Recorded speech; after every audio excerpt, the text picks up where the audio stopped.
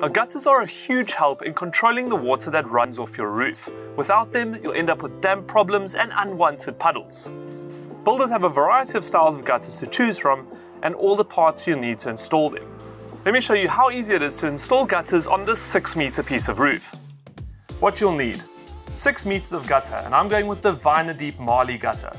I'll need 7 brackets to fit, a union, a gutter outlet, 2 stop ends, a swan neck, a shoe, a length of down pipe, 3 holder bats, some PVC weld, and some screws or bolts. Now I'm going into wooden fascia, so I'll be using some wood screws for the gutter brackets.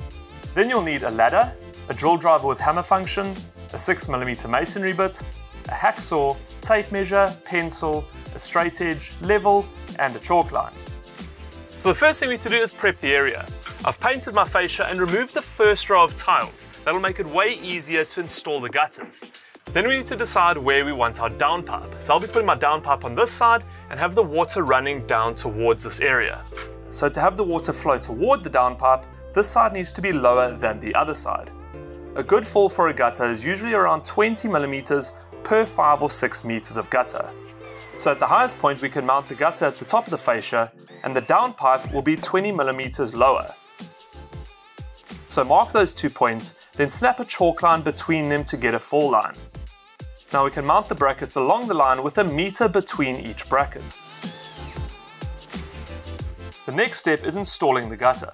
So measure and cut it to length.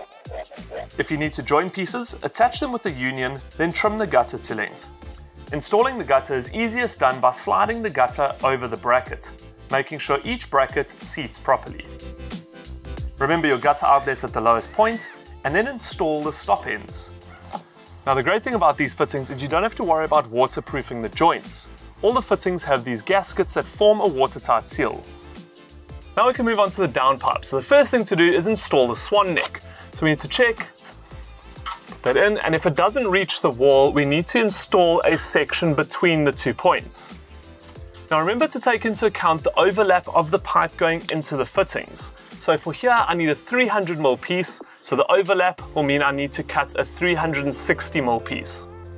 On these fittings, it's 30mm on each side. So measure the length and cut it with a hacksaw.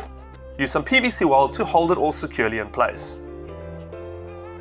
Now to fasten the downpipe to the wall, I'll be using these ratchet holder bats. So I'll draw a line straight down the wall, center with the swan neck outlet, using the straight edge and level. Now drill and install the holder bats, top, bottom and center of the pipe. Now we can cut the length for the downpipe, but don't forget to account for the shoe. So I like to put the shoe on and then hold and mark the pipe in place. Cut it to length, add some PVC weld and put it into the swan neck. The holder bats simply clip into place, holding the downpipe tightly. And that's it, the gutter is installed. So all we need to do now is pop the tiles back into place and the job's done. Now remember, everything I used is available at Builders, in-store or online at builders.co.za. And for more how-tos like this, visit the blog on the website. Get to Builders, get it done.